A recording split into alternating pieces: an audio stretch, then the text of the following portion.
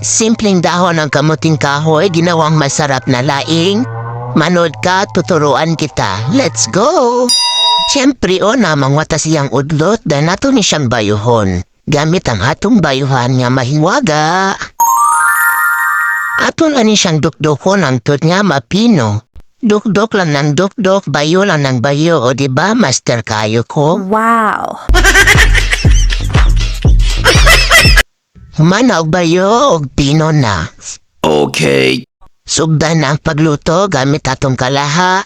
Ibutang nato din yang atong gidukdok na kamuting kahoy dayon butag lamas og timplahan. Para mas may lasa, butangan ako ni siya sa sabaw sa adobong chicken.